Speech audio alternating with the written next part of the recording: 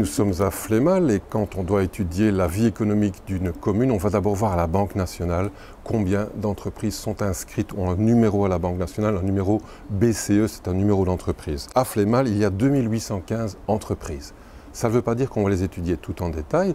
Parmi ces 2815 entreprises, il y a quand même 983 indépendants, soit plus ou moins 35%. Dans le cadre des indicateurs territoriaux sur lesquels on travaille, on prend seulement une partie de cette population. On va regarder les entreprises qui ont plus de 1 000 € à l'actif, qui sont en situation juridique soit normale, soit transitoire, et qui déposent des comptes annuels parce qu'on ne travaille que sur les chiffres objectifs, les chiffres déposés. Ça veut dire que dans ce cas-ci, on va travailler ce soir sur 491 entreprises, soit 27% de cette population. 3,4%, c'est l'augmentation de la valeur ajoutée qui est générée par les entreprises qui sont sur le territoire de la commune de Flémal. 3,4%, c'est un petit peu moins que la moyenne de la province qui est à 5% de croissance.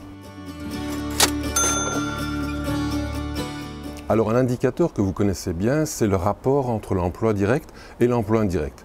Sur Flémal, on est aux environs de 2,6, ça veut dire qu'un emploi dans les entreprises génère 2,6 emplois ailleurs. La moyenne provinciale est à 2,8, donc on est dans les mêmes zones.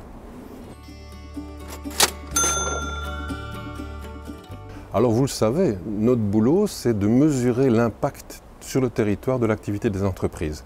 On a pour ça 3 échelles principales. La première, c'est chaque fois une cote sur 50. La première, c'est la valeur ajoutée territoriale, donc l'apport territorial de l'activité de l'entreprise.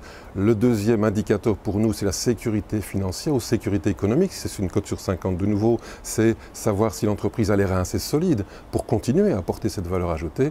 Et enfin, le troisième des indicateurs, c'est la maîtrise de la croissance. Est-ce que l'entreprise a une croissance qui est générée par son activité ou est-ce que c'est un coup d'aubaine? Alors, dans notre cas, ici, on va regarder uniquement les entreprises qui ont plus de 25 sur 50 en termes de valeur ajoutée. On les appelle les entreprises structurantes. Et à la province, comme dans la commune de Flémal, il y en a 25%.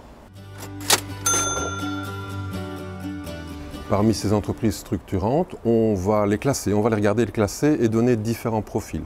Le profil qui est le plus présent sur la commune de Flémal, c'est-à-dire plus ou moins 8,4%, c'est le profil des entreprises qui ont un apport réel de valeur ajoutée au-dessus de 25 sur 50, comme je vous disais, une petite déficience en termes de sécurité financière, mais qui par contre maîtrisent leur croissance.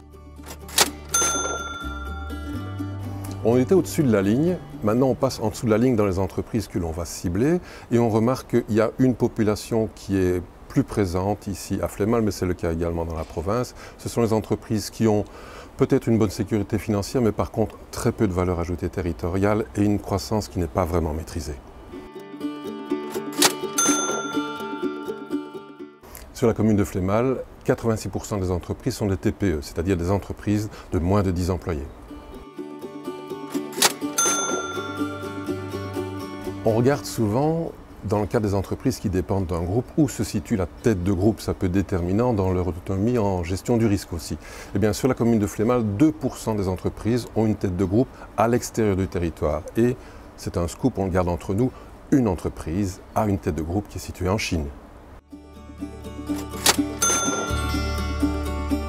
Alors, notre volet historique, il y a à Flémal 4 entreprises qui ont été créées avant la Première Guerre mondiale, avant 1914.